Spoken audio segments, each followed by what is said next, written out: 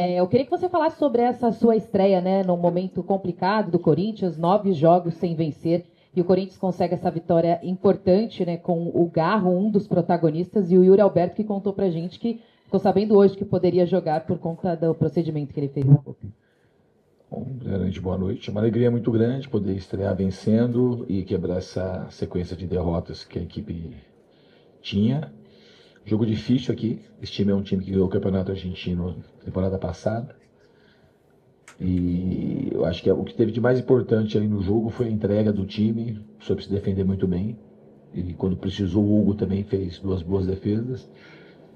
E a questão, assim, a minha previsão para frente é muito positiva. Acho que o time vai evoluir muito com o treinamento. Acho que é um time que tem muita qualidade e jogadores que têm muita vontade de trabalhar.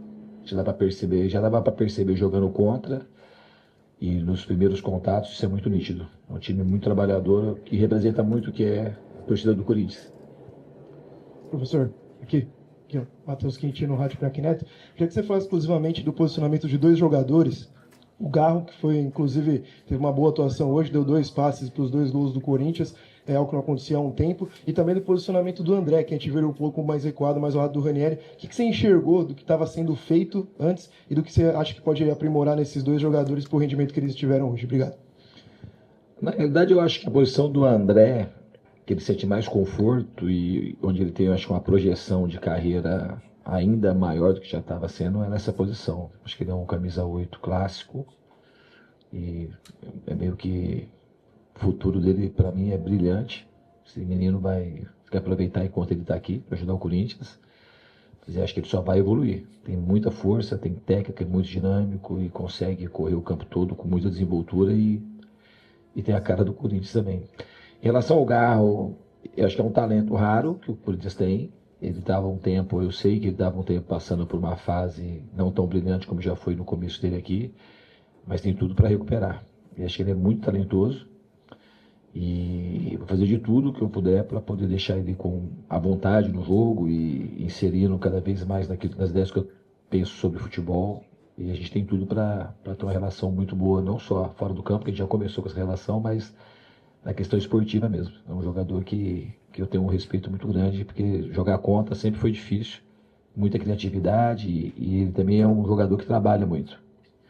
Então ele tem tudo aí para voltar, não. Eu acho que ele já começou hoje a mostrar que ele pode voltar a render tudo aquilo que ele sabe.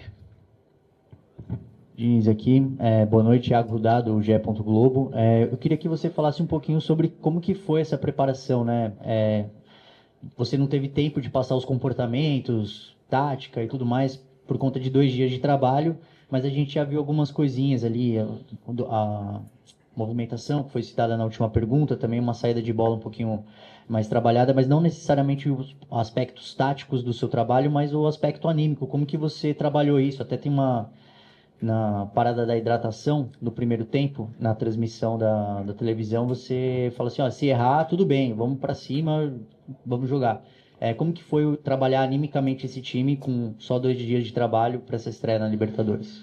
Eu acho que os jogadores receberam muito bem a minha chegada e eu senti isso. E de fato o fator emocional ele era preponderante. Até mesmo porque o time tinha trabalho. É um time, não peguei deserto, muito pelo contrário. É um time que teve 2 títulos aí há 3 meses, ganhou 2 títulos nos 3 últimos meses. Era retomar a confiança, o ânimo dos jogadores. Eu fiz, obviamente, algum ajuste pequeno, tático, mais nas mudanças de posição, na promoção do Kaique, na volta do Garro, eu acho que a maior delas, a colocar o André numa posição com linha de 4, jogando de 4-4-2, para ele jogou perto do Ranieri, mas isso não impossibilitou ele de chegar à frente como ele gosta de chegar, se projetando. Em vez de já estar lá, chegar de trás.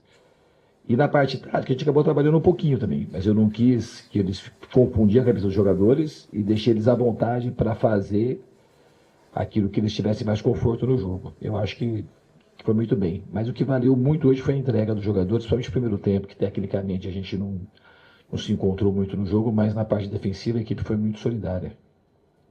Diniz aqui, Vinícius Lúcio, central do Timão. O Corinthians foi para o intervalo bastante pressionado por questões dos resultados dos últimos jogos. Teve até uma ameaça de protesto da torcida no final do primeiro tempo ali. Como é que foi a sua conversa para o time ter confiança e chegar na vitória? A gente do meio do primeiro tempo para frente, a gente começou a baixar muito as linhas de marcação, que não tinha necessidade, aí o time deles empurra a gente para trás e a gente ficou com pouca posse no campo de ataque. Né? Esse foi um ajuste que a gente fez no intervalo, que a gente mostrou no vídeo, os cortes que a gente pegou. Mas eu acho que o mais importante que você falou da torcida é o time se reconectar com a torcida, porque essa combinação é que vai fazer o Corinthians ficar muito forte. Respeitar o torcedor, a chateação do torcedor, que é justificável, e o torcedor também pode ter certeza que os jogadores trabalham muito e são muito dedicados, que às vezes as coisas não acontecem por motivos diversos, mas os jogadores estão se entregando ao máximo para que as vitórias elas voltem a acontecer de maneira pungente. Diniz, boa noite. Aqui à sua esquerda, aqui no fundo. Boa noite, Alexandre Gimenez aqui do meu timão.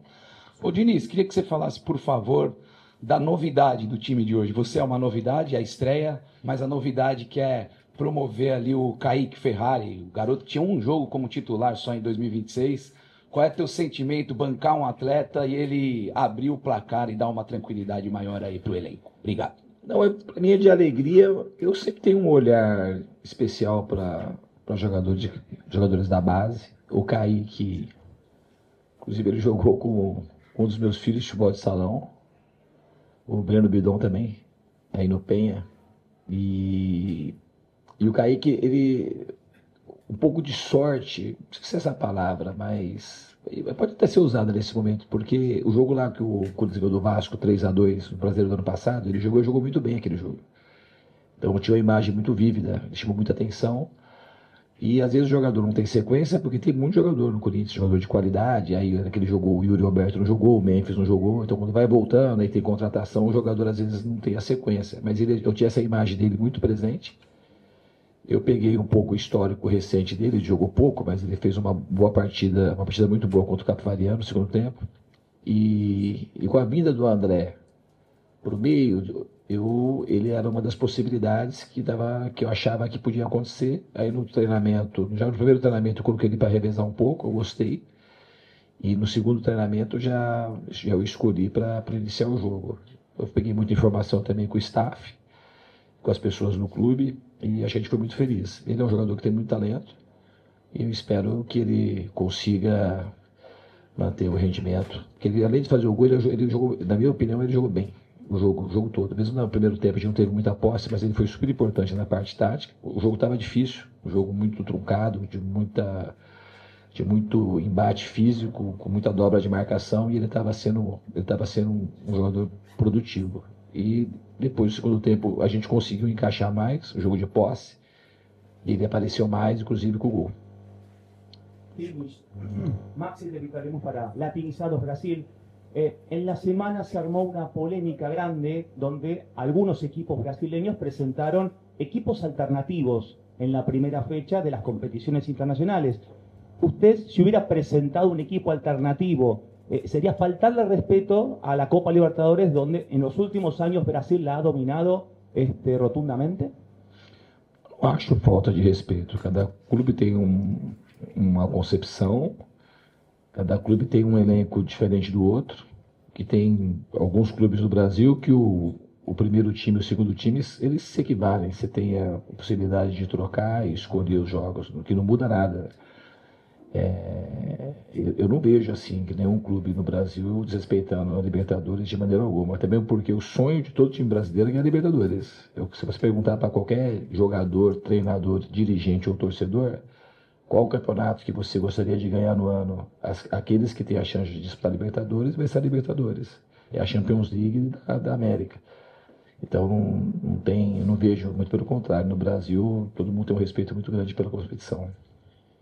Diniz, boa noite. Leonardo Dai, Rádio CBN. Existe hoje no futebol um debate muito grande, né, entre duas escolas de construção ofensiva de jogo. Uma que a gente pode chamar mais assim de posicional, então com uma distribuição de jogadores mais equilibrada, então um pela esquerda, um pela direita, se o lateral passa, o ponta vem mais por dentro, aquela coisa mais equilibrada do ponto de vista geográfico mesmo do campo, e uma outra que deixa os jogadores mais livres para se movimentarem em função da bola, em função da intuição, em função de tudo isso. É engraçado pensar nisso no caso do Corinthians, porque de um ano e meio para cá o Corinthians teve bons e maus momentos nesses dois barcos, digamos assim, né? Com o Ramon Dias, que deixava o ataque um pouco mais móvel, um pouco mais livre, e com o Dorival, que tinha uma estrutura um pouco mais posicional de ataque.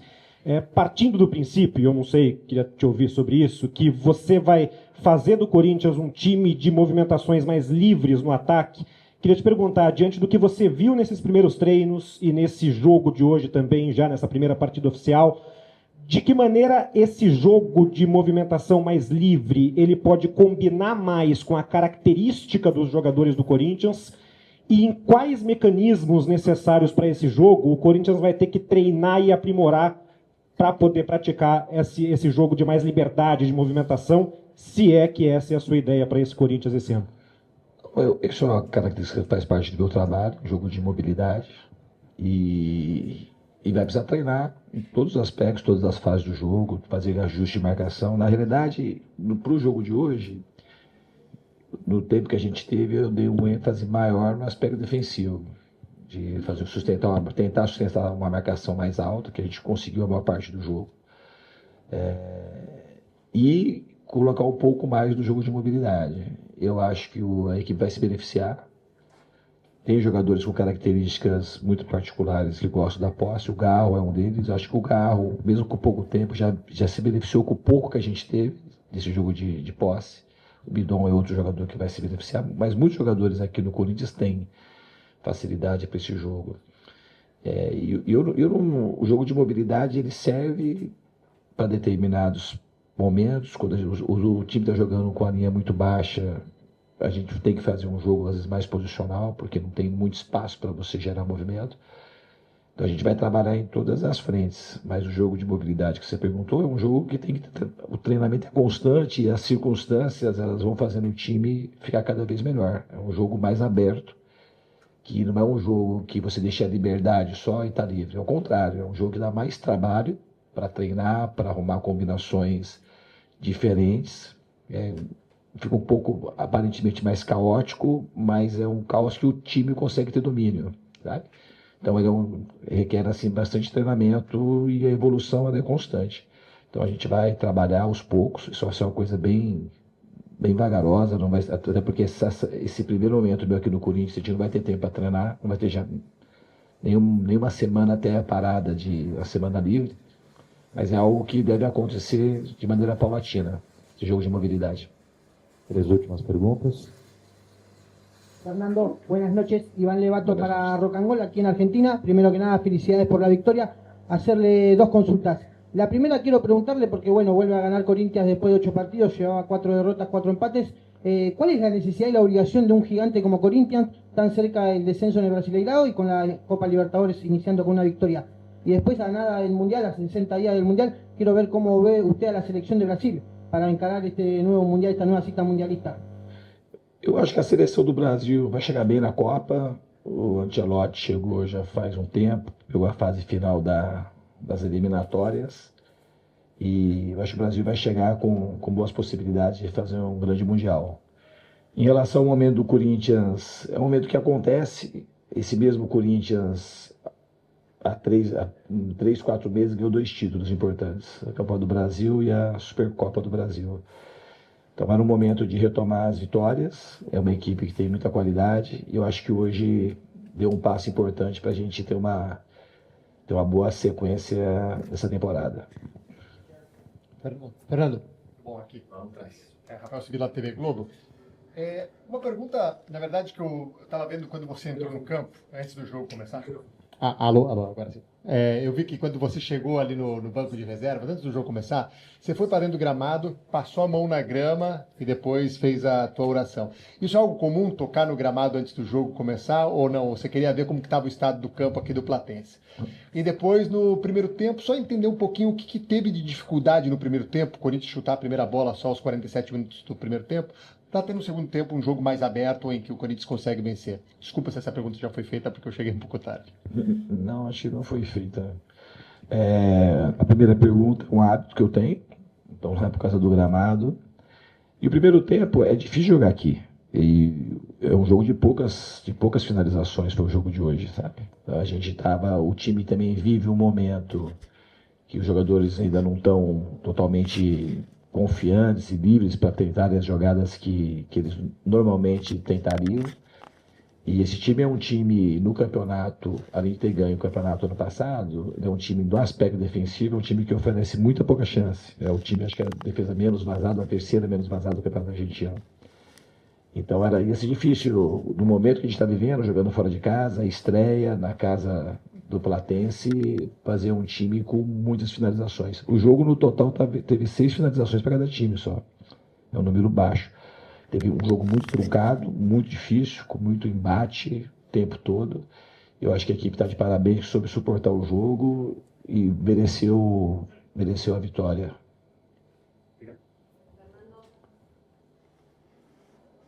Buenas noches, Bardaro Micaela. Bueno, vos ya sabéis lo que es salir campeón de la Copa Libertadores. De hecho, en el 2023, saliste campeón. Te pregunto, ¿cómo haces para trabajar con un Corinthians golpeado para que crea que es candidato a jugarla? Y también, ¿qué tenés pensado para el próximo partido que tienen que jugar con Palmeiras, que está puntero en el Brasileirão? Obrigado. Primeiro, falando da Libertadores, o time sempre tem que acreditar. A Copa Libertadores é um sonho para todo torcedor corintiano. É um clube que tem quase 120 anos de história e tem só uma Copa Libertadores. Então a gente vai fazer tudo possível. A primeira coisa é acreditar muito nesse sonho. O time tem qualidade, tem condição de sonhar com essa conquista. Esse é o mínimo que a gente tem que fazer. Acreditar, sonhar e acreditar que é possível. E lutar por isso. Em relação ao próximo jogo, é o maior clássico para o Corinthians. Ele sabe que é um jogo extremamente tradicional e o Palmeiras vive um momento muito bom, está na liderança do Campeonato Brasileiro, mas é um jogo que a gente vai encarar como tem que ser encarado, como um jogo decisivo, como uma final, como sempre é encarado quando joga Corinthians e Palmeiras.